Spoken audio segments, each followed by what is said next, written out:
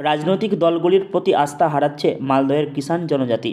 প্রতিশ্রুতি একাধিকবার মিলেছে, কিন্তু এখনও মালদহে বসবাসকারী কিষাণ জনজাতিদের জাতিগত শংসাপত্র মিলছে না।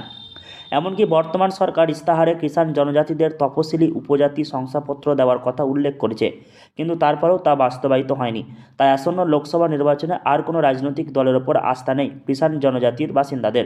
দেখেন, আমরা 40 বছর ধরে যে আমাদের মালদহ জেলার কিষাণ জাতি যে প্রায় 3 লক্ষ বসবাস, তাদের এসটি শংসাপত্রের যে দাবি, এই যে আন্দোলন করে আসছি, তার ফলে 2011 সাল থেকে আমাদের মাননীয় মুখ্যমন্ত্রী মমতা বন্দ্যোপাধ্যায় আমাদের কথা দিয়েছিলেন, প্রতিশ্রুতি দিয়েছিলেন।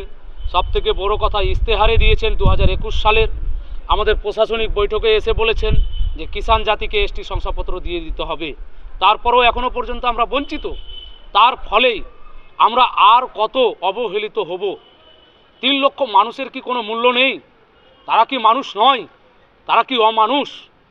এর ফলেই আমরা নিজেদের মধ্যেই আলোচনা করে সিদ্ধান্ত গ্রহণ করতে চলেছি যে আমরা কোনো রাজনৈতিক দলের পক্ষে নয়। এমনও হতে পারে যে আমরা হয়তো ভোট বয়কটও করতে পারি। এবারের লোকসভা নির্বাচনে কিষাণ জনজাতি সংগঠনের পক্ষ থেকে কোনো রাজনৈতিক দলকে সমর্থন না করার হুঁশিয়ারি দিয়েছে।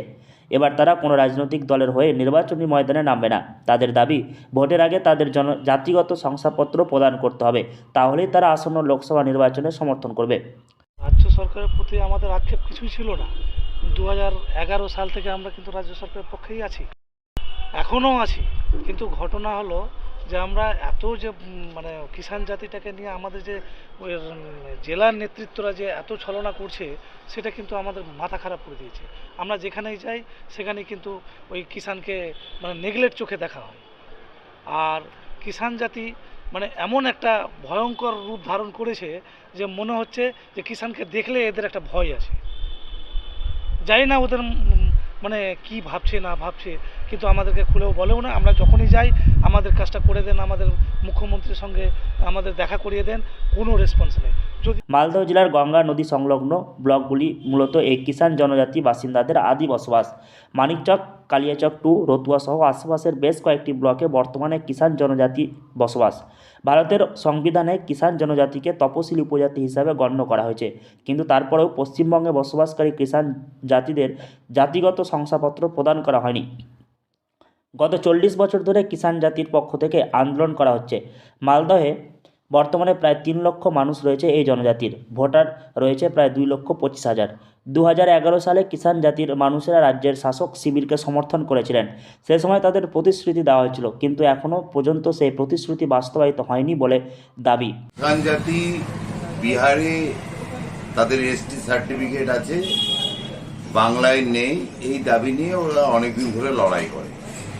আমাদের মুখ্যমন্ত্রী মমতা বন্দ্যোপাধ্যায় তাদের প্রতি সহানুভূতিশীল হয়ে রাজ্য সরকারের প্রস্তাব করে কেন্দ্রীয় সরকারকে পাঠায়।